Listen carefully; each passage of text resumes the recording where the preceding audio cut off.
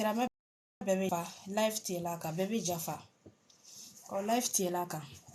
ala bɛɛ bɛ an se ma ala mina ko bɛɛ nɔgɔya ala mina ko bɛɛ nɔgɔya connexion ko b'a la dɔn o de b'a kɛlɛ an b'a fɔ alhamdulilahi rabbil alamin alhamdulilahi rabbil alamin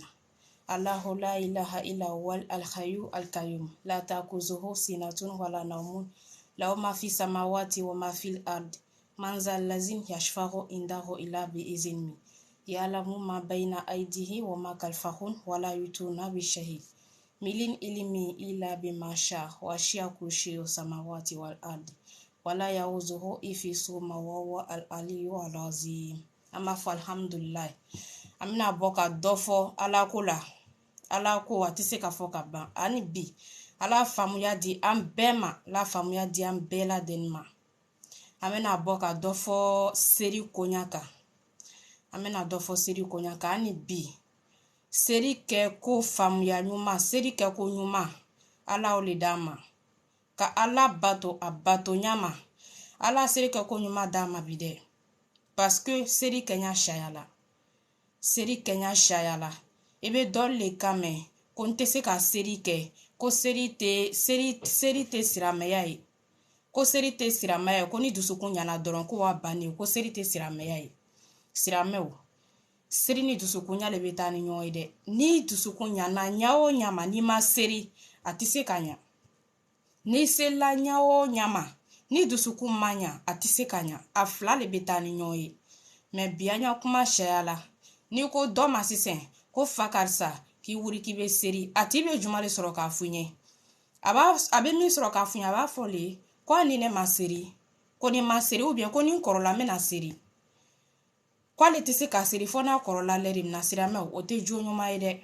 ni k'a fɔ k'i bɛ siramaya la ni ko k'ile bɛ ala fɛ i bɛ sen fila de la don i tɛ se k'i sen kelen na don ka kelen na bɔ donc k'a fɔ ko seri tɛ siramɛya dusukunya le bɛ siramɛya ye siramɛw an ye nin bɛɛ to yen nin bɛɛ firi kuma le n'adamaden firi la i bɛ kuma bɛɛ le fɔ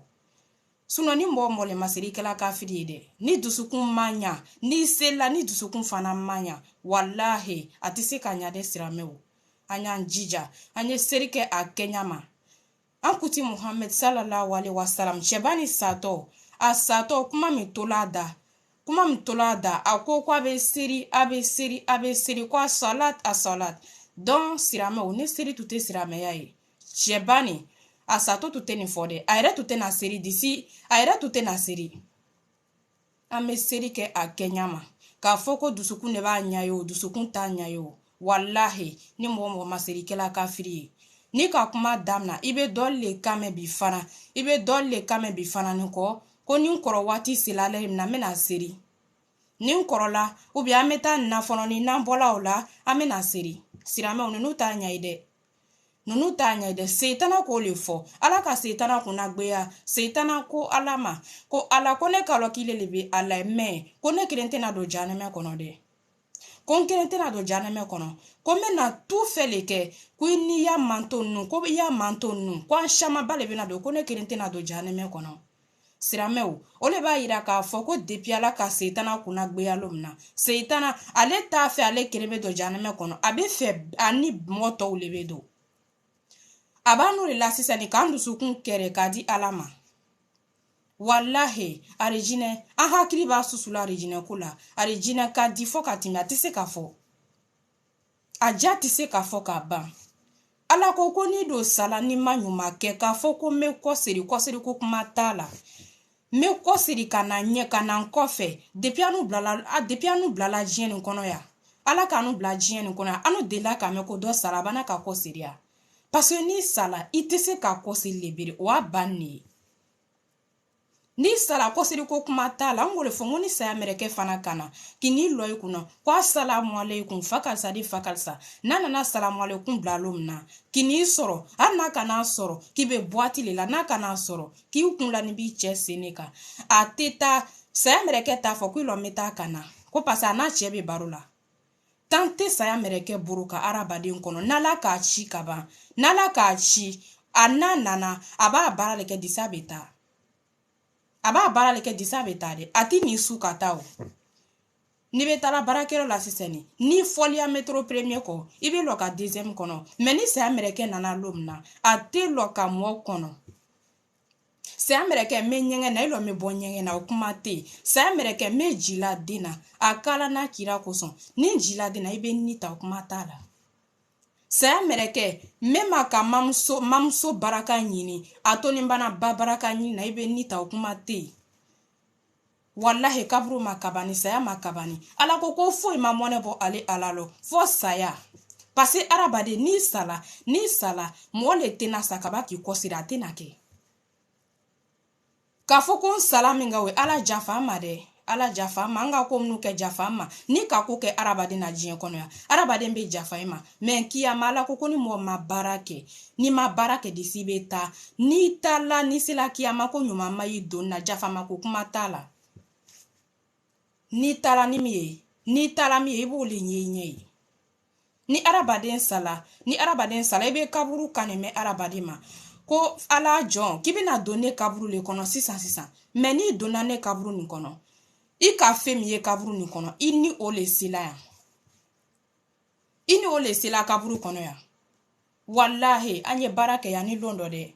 anye barake ngole fongo ni mo make sirame ni mo ma alalo ikela gawai wallahi sirame ya nyon civilisation te ni mo ma alalo wallahi ibe ankane mebi ibe ankane mebi pantalon dona ni kurisi kurun dona no ibe ankane mebi ka foye ko ni te foyi karamasa ko ka nya datu on dire su ko on dire itara kabun ngole fongo sutara ni ki son ni mison ibe na sutara ibe na kasange ni arabade ni salalomna ile mason yere sutara ko majien kono ya ni salalomna ni onani kolomna no bi kola kati di itima wallahi obi kole ki gbe ki kasange ki yere sutara I mason yere sutara ko ma meme obi sutara kati di alama mo utabe mi doronye kayu ku doron ka seri kayu kuna ani mo serili kuno nyao nyama ni yere ma barake I yere nye kisi ki buro flala isen flache ka foko ni salamo be na seri ken kuna siramo kuma tala o wale bile o kuma tala na me baraka nyere nye anye seri ke a kenyama wallahi anye seri de ibe kamere koro ye sunguru koro ibe ta muso sam mwani ko sam bisaba ni ko wi o te seri ansi ne be kamuro lan sinka fo telephone no digi dora men doronila wala men doronila ngole fo wanye barake de ibe na koko ka jien kono ya seri le banya passport isini wallahi ni ma seri nansela kiyama parce nansela kiyama arabe na tanyi nga film premium na o le seri kuma ere madame na fono ni seri yere nyiningali kela sella ere seri mam na o ile ta kuma shama bena kile talabiri wala seri tanturunge feinde arabade ibe na koko leke dien kono ya I seri ibe na koko leke I seri anu ni seri worela bi arabade mbe ekuta le doatru la kala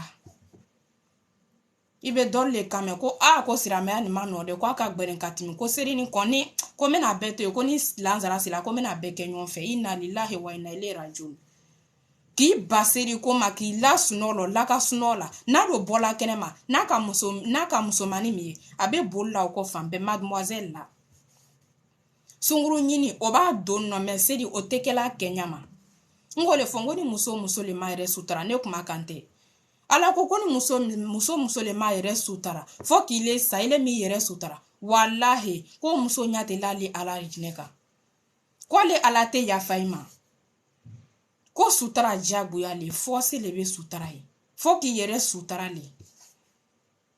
anye ala ko ka kenyama ala ko ka sheli ko te ma ke plana o te ibe wari le shun iba mso kofe ibe wari shun iba mso kofe ma ntese ka wari shun ala kofe atese ka ke ala le ka ndanu tese ka ki akatimi ala ka o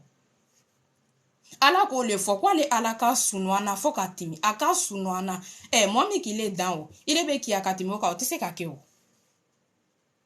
wallahi anye baraka nyere nye ko be dien kono yande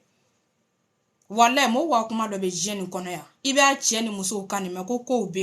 be wallahi bile ngo kabru be ngo kaburu beye ngo suratu tigeli be aka mesen katimi nyashi ka suratu tigeli be ni benala wa banni suratu tigeli dolube kalo kaka dolube kalo woro kalo woro vla dolube sani sankaka o masala timinaba me doluba la timile yo tapi yu ka tapi la boma doluba la timi obe sani sanke o sewati obe bejana me kono bele bekela o wakiri la ko o seleri na feu obe to o seola obe bejana me kono bele bekela sirame anye nyuma ke ani londo muso anya dabo mo kumala mo wa kuma ka dota ka bota keri nyana wala keri nyana rezo soso ni kan dabi mo wa kumala fambe ni ka dota ni ka bota ile ba alu kono iba karamawa komi makinyana bi amakinyana sini wala anya dabo mo kumala amme bara mikela na me bara kara meta bara ke ala nya me bara kan chewu nyelu kono chewu segela de dokela foka dofo wala chewu segela adabe kumala fambe rezo soso ka fambe chese ne ba burubun kono amasa afuru yere jiri la ba yere ayre tese ayre mabaseri nyuma yere kela fono ba yere amasa afuru jiri ba me adabe mo wa kumala kenema siramewo ni te jo nyuma yi wala ni te jo nyuma yi de anye barake ya ni londo nye chew I muso bi bon I boro bon kono ngole fongo nte kuma silike ni ma dofo chew fananye chew aye sabari wallahi arabade bina sale yo kuma ke kaburu makabani de ala ko kitini arabade nyotonye ale alabila bo fula kwa teke niki arabade nyotonye fifana be tonyoli niki arabade nyotonye ibe tonyole wallahi ile tese ka kojuke mola kabaki bro flala isenka kwa amasara ila be sara ila de ika minke dunga mo wa kuma le boyo ko jurudo ne juru sarai anya njija anye baraka nyirenye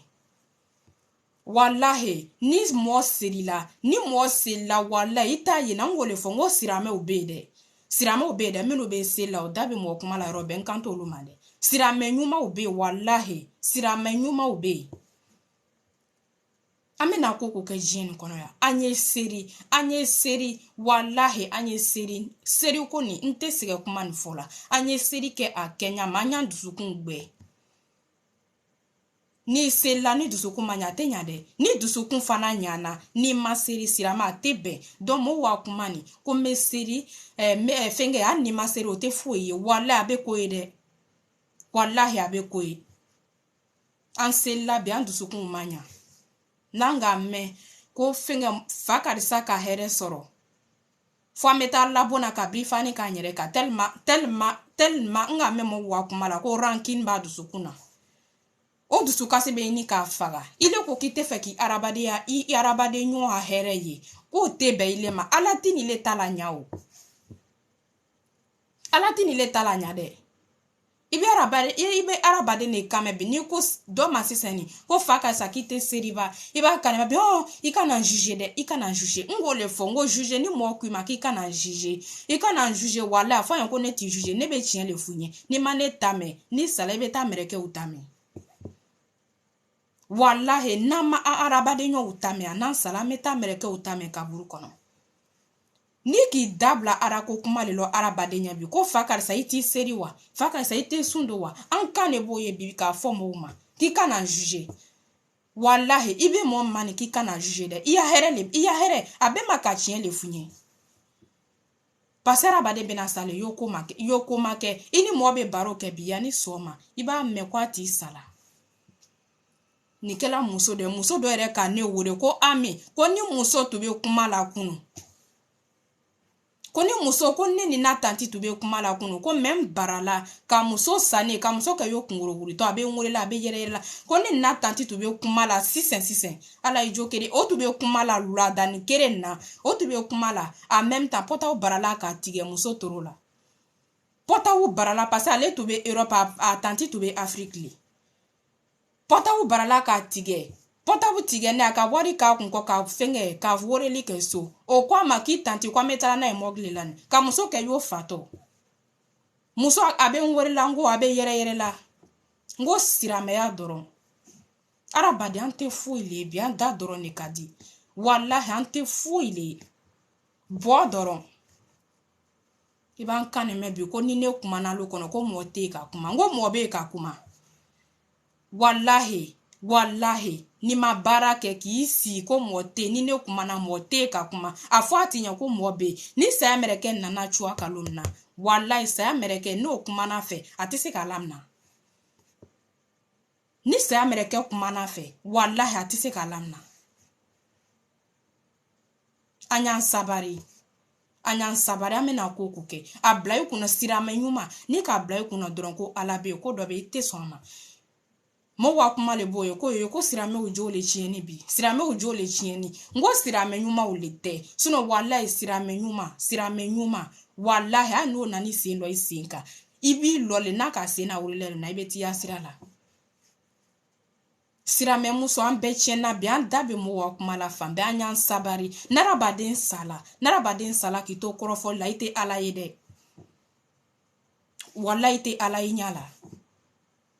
anganke bara beli tobi ngole fongo ni fenge ni kiyama wula lom nan mo le mason ka bara nyuma ke ala ko kuna sala lom na ko seri be datu le ka seri datu ibi seri ye ki kun so kwa tenamna ala le ko kuna sela kiyama sini ko seri bana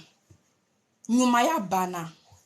manyumate anyine bena moli nyina be dula jiyen kono ya iba foko ko ni ti nyina donana de meni kiyama sela nyina te nyina baraba kadai bi seri ki ukun sogo nando sela kiyama iba ankane mebi ko me faden kene ka ko malo sela de menambla richine hollande ngole fo ka ke mo da koroboni ko wi ko menan sina muso sonchi mina ta kene mamo sonchi ngole fo ka fo ko faden kene ngwa mase faden kene ka wala kiyama le to ko faden kene am bebe na ta lalo kiyama minka wallahi ama kurongba chi ko muso direkete mo sikana sirame ujafa ma do ere ma do che yalo do ma do muso yalo am bebe na ta lalo kene mikai abe fo le mako faden kene suno wala ama se faden kene ka fono parce kiyama abe fo le mako yere kiyama sini bebe beba la sirala bebe bori ben ngo ani den muso den ka danye nyama wallahi ala drone kalo konondo tetere konondo me ala le ko ni kiyama sela muso abe bora denye dembe bori abanye mosita fanye olela an inya biasta balona kiti kene kao dabi fe pasi nyabe komna agbeni makibarote o ajiringara la meba udoron inyabi astaba lona fenge akeneka hamna ko mbale ma ore ka juni letai ebe se ka kuma fe a wallahi te se ka kuma fe ngole fongo ni mo ni ka unyuma ke iba kiri yere lenye ika juya ke iba itakela monye wale ni yerete don anye nyuma ya ke ya ni londo ala ko le fo kwa be fem be blabla ankono abe fem be la bla ankono fo saya ko mo silete na saya mo silete na asaya londo saya be na barabela le kerengere donc komi ba nyuma ici c'est ame bara le ke ka bla ame bara ka man préparer so ka nyere la be suno saya lonte fo mo shilinya wallahi abela barabela tani kerengere abe barabela tani anya njija anye baraka nyirenye iba lonku ikamike iba soro de muso anye denula marakaya dembe na ka chien ntu dela kani kuma fo ka koro mina baka siama bifana niko nikela deni fani finti doli deni atube karane la franco arabu kona atubo lela atube ta karangero la londo deni to la classique kono deni to ni classique kono deni bena classique kono o ka den takata ni den dotorosola o tala deni ni nga dotorosola fani finti de siramo fani finti deni fani finti abe mandrasa la koni Otani de dɔtɔrɔso la sen o ka den ɲininka dɔtɔrɔso la ye k'u kɔnɔma le bɛ den ɲininka ni ko mun ne ka ni miiriya su la bila fɛngɛ ko jɔn ne ka kɔnɔ la la den ko k'a ma t'i lɔ ko mɔgɔ min ka kɔnɔ la ko a ma kɔnɔ la lɔ o tala den a mɔgɔw kɔ sisan ni ka den ɲininka ko mun ne ka jɔn ne ka kɔnɔ la den ko ma t'i lɔ o ka den ɲininka ka den lɔ di den ko n bɛ sunkurubaya tɔ ne lɔ ko n bɛ sunkurubaya tɔ ne lɔ ko dɔn ko kɔnɔ ko mɔgɔ min ka kɔnɔ la ko ma t'i lɔ silamɛ bɛɛ jafa dɛ kuma tɛ taa tiɲɛ de kɔ den ɲininkani ko mun ne ka miiriya su o bila ile la i karanden tɔ den ɲininkani den ko n terimuso le ka ko labila n kɔnɔ o fana ɲininkani o fana ko a terimuso o tola n terimuso la fo ka taa se mɔ 10 ani kɔ ma tellement o k'o bɛɛ la don dɔ k'a fɔ dɔn ye dɔ k'a fɔ dɔn ye fo ka taa se mɔ 10 ni kɔ siramɛw mɔ min k'o bɛɛ la dɔ la sisan denni wolonin ko mun ne ka mi miiriya su bila i kɔnɔ denni ko n bamuso n ko le fɔ n ko muso le ma den na koro ɲama ka den na mɔ ni wari ko k'i ma ko sa fo ka t'i yɛrɛ den bila ko jugu la wallahi kiti bɛ ban ni den cɛ den ɲininkali den ko n bamuso ko i bamuso ka miiriya labila i kɔnɔ mun kelen pe la den ko ni tun bɔla karankɛyɔrɔ la karanden tɔ ekɔliden den bɛ bɔ karankɛyɔrɔ ni den nana k'a bɛ to k'a fɔ n ye ko wari ma d'i bolo ko foyi t'i bolo i tɛ donna ni wari ye i tɛ donna ni nin ye den ko ni bɔla ekɔliso la lɛri o lɛri ni nana mamuso bɛ wari ko kuma le fɔ la n toro kɔrɔ lon bɛɛ lɛri bɛɛ a bɛ wari ko kuma la n toro kɔrɔ donc ko wari ko kuma bara si nɔ ni ngana lon bɛɛ ne bamuso a kuma bɛ wari ko le lɛri bɛɛ donc ça fait que o miiriyasu nana n kun na o la n fana donna la ko n fana ni k'an yɛrɛ don a la o de la ko n k'a ye min kɛ n fana bɛ n ta bɛrɛmata sɔrɔ la n fana kɔmasela k'an terimuso tɔw la don dɔɔni dɔɔni m'a ye na n bɛ wari sɔrɔ la dɔɔni dɔɔni n fana k'an terimusow la don n k'o le fɔ silamɛw n k'o le fɔ n ko wari ko ni mɔgɔ le m'a den koro ni mɔgɔ le m'a den koro a yɛrɛ m'a den tiɲɛ sa wari ko le kɛla bi k'an kun fa tɛ wari ko le k'an mako sabi ala ko wari bɛ ɲini ni k'i harala sɔrɔ i ta le b'i ta ye ni ka wari ɲini a ɲini ɲama i m'a sɔrɔ haramu la i m'a sɔrɔ foyi la foyi yɛlɛ harala ala ko k'i ta le b'i a wari ye mais n'i bɛ wari ko kɛla i hakili to ala la dɛ i b'i hakili to ala la anu bɛ wari ɲini na bi wari an b'a ɲini yan bi an bɛ wari ɲini na fan bɛɛ den bɛ wari d'a ma a ma dɔn den ka wari bɔ yɔrɔ min na n ko fɛnkɛ musow bɛ afiriki bi o denw bɛ yan den bɛ wari ɲini na ɲa o ɲa ma a ma dɔn yɛrɛ lɛri bɛɛ a bɛ wari ko kuma la den torokɔrɔ lɛri bɛɛ i sini bɛ tubabu jamana ka ye wari bɛ di la i ma i le bɛ mun de la ye i le bɛ ye i le den bɛ yan den bɛ ko min na yan i k'a lɔn n'i bɛ ko k'o kɛla a kɛ den kɔ dɔɔni dɔɔni wala a k'a kɔ dɔɔni dɔɔni dɛ a k'a kɔ dɔɔni dɔɔni kaba k'a fɔ fana ni kɔ siɲɔ hakɛ an ye siɲɔ hakɛ ma tanga siɲɔ hakɛ walahi an y'a ma tan dɛ an yɛrɛla siɲɔw ka bi y'o foro an ni furuɲɔgɔnma 2 bɛ ɲɔgɔn tɔɲɔ la bi a cɛ ko a ma ko fa karisa n bɔla baarakɛyɔrɔ la an sɛn ne o i jo i y'a kow kɛ dɔɔni dɔɔni n bɛna la dɔɔni ni cɛ lala dɛ a fɛnkɛ tasa gbisi ɲɔgɔnna bɛ daminɛ cɛ tɛ se ka sunɔgɔ wallahi cɛ tɛ se ka sunɔgɔ a bɛ fɛnw gbisi ɲɔgɔn na cɛ tɛ se ka sunɔgɔ ni cɛ kumana fɛ sisan a bɛ wuli a la y'o mɛn ye n k'o le fɔ n ko ni ka min k'i muso la yan ni ka min k'i cɛ la n'an sela kiyama a bɛ ɲɛbɔ wallahi kiyama sini bɛ k'an bɛɛ kɔnɔ a sini bɛ ka furukɛlaw kɔnɔ n k'o le fɔ n ko kiyama n ko cɛ ni muso janɛmɛ ni arijinɛ le bɛ yen n ko cɛ ni muso kelen bɛ taa janɛmɛ kɔnɔ cɛ ni muso kelen bɛ taa ye parce que n'i ka don olu kɔnɔ n'i m'a ye cɛ le bɛ muso tɔɲɔ la i b'a ye muso le bɛ cɛ tɔɲɔ la cɛ dɔlu bɛ na ka bɔ baarakɛyɔrɔ n'a nana a tɛ yɛrɛ ko k'a muso fɛ a tɛ foyi kɛ muso fɛ muso b'a yɛrɛ labɛn k'a ko bɛɛ kɛ n k'o le fɔ n ko muso min b'i bolo n ko fɛn denni tɛ muso tɛ fɛn denni ye ni cɛ o cɛ le m'a muso bonya walahi a tɛ se ka ɲa Cɛw cɛlema muso bonya wala a tɛ se ka ɲa. An y'an sabari, an y'an sabari. An ye fɛngɛ baara kɛ an yɛrɛ ɲɛ. An ye baara kɛ an yɛrɛ ɲɛ. Siramɛ ni i ka ko ko le kɛ, i ka ko ko le kɛ diɲɛ nin kɔnɔ yan, i b'a tɔnɔ sɔrɔ.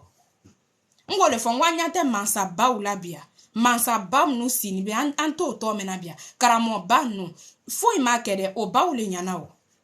N ko le fɔ n ko an n'u musow n'an ma ɲa den tɛ ɲa. Ko bɛɛ b'an bolo. Ni cɛ ka ko ko kɛ, cɛ y'a kow to ɲɔgɔn na. Parce que i tɛna mɛn ko faden, i bɛna mɛn le ko baden. Den o den timina, an bɛɛ baw tɔ le bɛ fɔ la, cɛw tɔ tɛ fɔ la dɛ. Cɛ i tɔ tɛ fɔ la min kɛ o ye, i fana b'a bila i kunna kɔ, i b'a bila i kunna kɔ, ko den b'a i bolo, k'ile le ka den bila a kɔnɔ. Cɛ dɔ de t'o miirila o ma bi dɛ. Muso a bɛ taa muso kɛnɛ furu, a bɛ taa muso ta a m'o fɛ. I tun bɛ muso ta la le na. Muso lɔ bɛnniba, a yɔrɔ bɛɛ bɛnni ne, a ma bɛnniba yɛrɛ ma. Ile bɛ muso ta ka bɔ a fɛ, ka na n'a ye fɛ.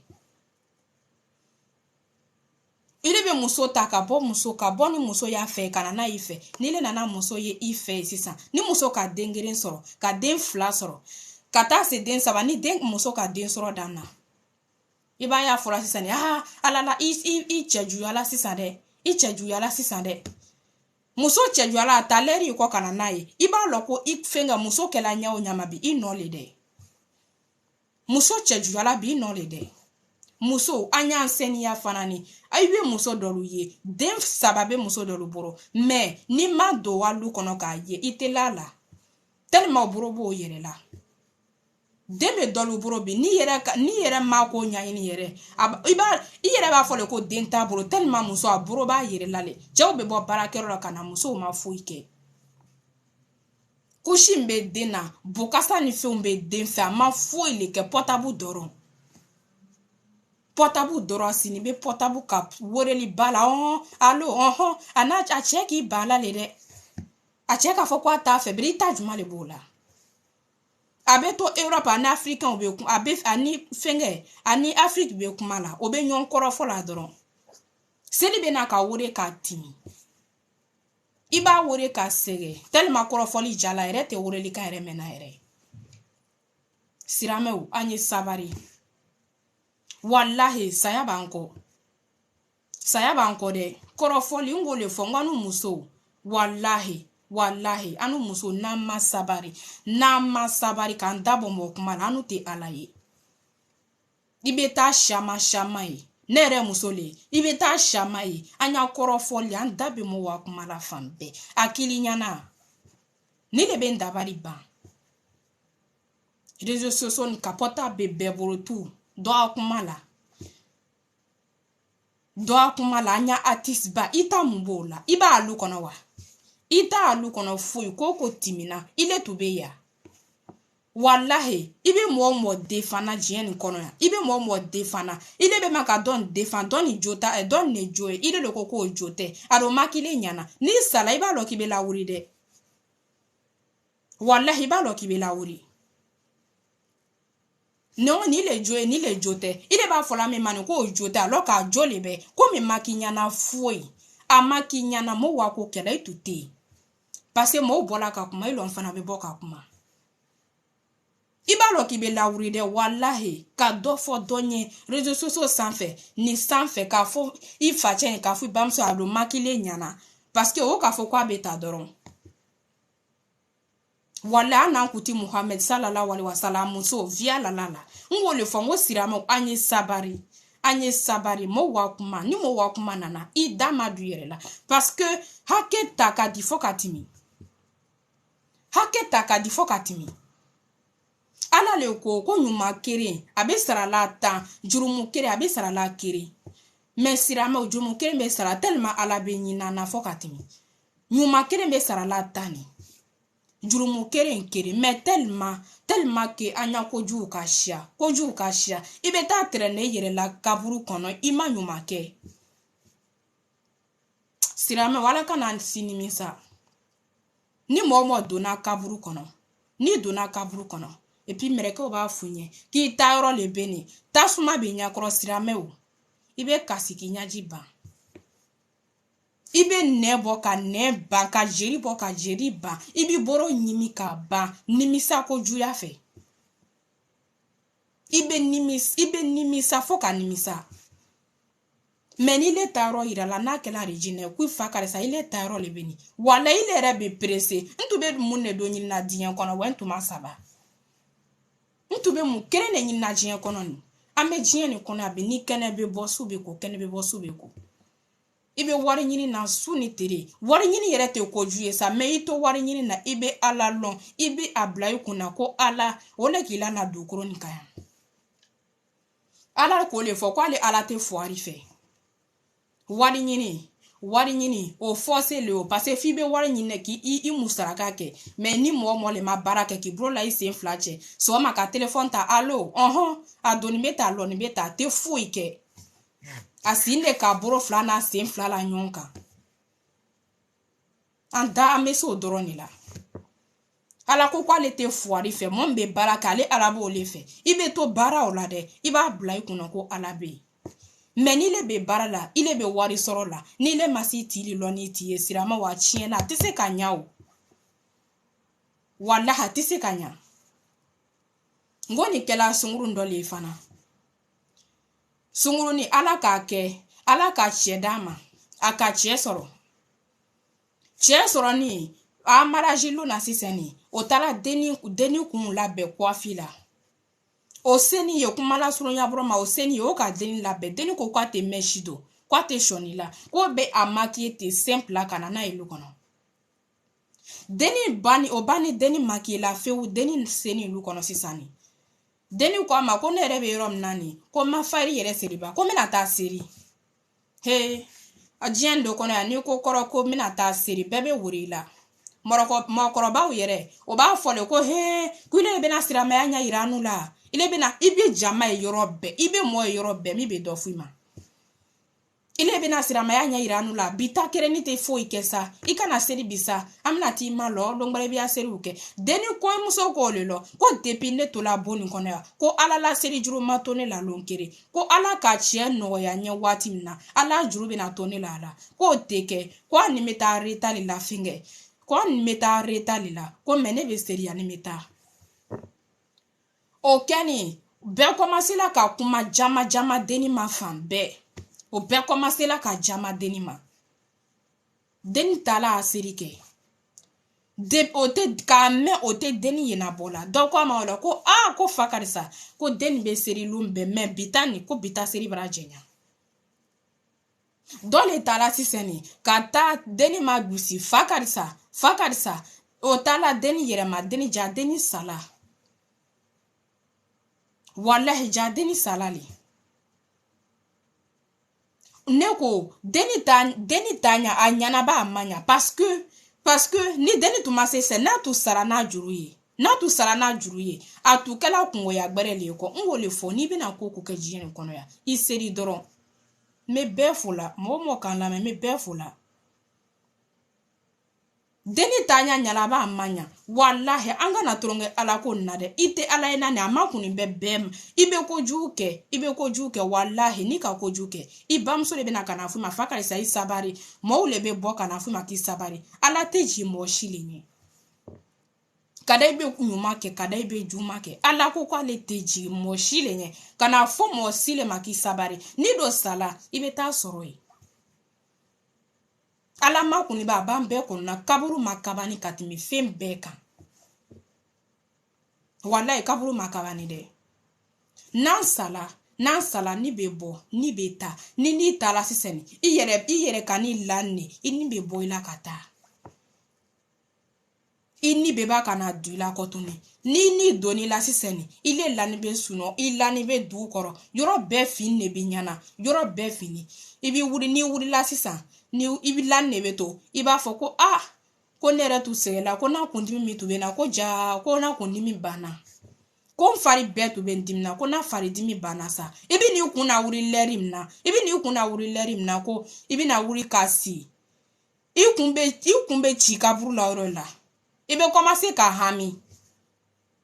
ko dibido donia fakari sa na dala kama na kurana mene siramewu Ibe commencer ki ama utofo na courant na mene na dalaka. Date se ka la ka courant te se ka la mene. I dona kaburu kono ka bansira meu. Ni sala ni nyama ki ma nyuma ke. Ni sala ni nyama ki ma nyuma ke. Amana chien. Wallahi anye baraka nyerenye. Ne sira na anye sira. Wallahi kaburu be de. Wallahi kaburu be. Ni mo ma nyuma ke sira ma chien na. Ame ko labi. Ama longo alabe. Ni ka bla kuna dronko alabe ko doro be ite soama. Mo wa kuma le bo nete jafa de. Nete jafa. Na sila ki ama meta nya boli de. Nete jafa.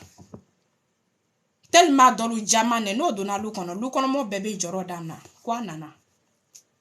tellement be jama abe pere mo kuna kwa nana de anana ni mo ka ye bebe burika do abuna ngole fongwa jamante katimi na tu jama na saya mereke be na nita lerim na ata be se ka fo saya mereke ko saya mereke tibeta benita mene niteta mo shama be du koro de kuma kela shama ne be du koro. Wallahi, mo sara ni datu be befe tu. Dati shama ni tala. Wallahi, no tu be se kola. No tu be se kola. O tu tenasa. No tu be se kola fana. O lanberom nani. Ko sa o si lakana. Saya kirendoroni. Ni sala ki manyumaka. Tise kaya saya kireni. Wallahi, saya kirendoroni. Mo te sakatakana. Natu kela ko mo be sakabaki kosiri. Wallahi natu kela ko mo be sakaba ki kosiri mo mnu sala olu to be na kiyama nyafo anyi mo si tute sa jeni kono ya wallahi suno mo lani baby mo mi lani be kaburu kono ni ko lu la sei kana jien kono ya ko be kosiri kana wallahi olu be ala masalo mota fonye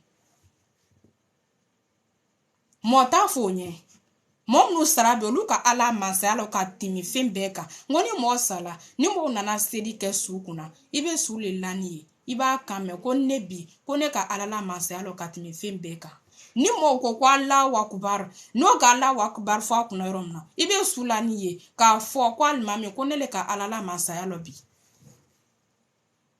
ko ne le ka ala masalo bi manu be jeni ko na fola ko mo sala nyere malo ko kobe mo wa kuma ni sala ika baradam na suno bara madam na fono ame jeni kono ya ma baradam na fono nan sala wallahi nan sala baradam na la fenkere mi bese fana ka kaburu la noya arabadema fenkere mbese ka kaburu la noya arabadema kaburu fana besira na fenkere minye ole finge bara yi kaburu besira na fenkere minye bara de parce que ni ka bara ke I jurumu bebe tali fem besila kaburu la doron ki ya ko ju beboy o le bara doron ki dusukun gbe ki seri ki sini to ka foko on de seri ta nya de dusukun doron wallahi ni ki ama gbangban sila ala beta dolla lo lara susuma koro ibolu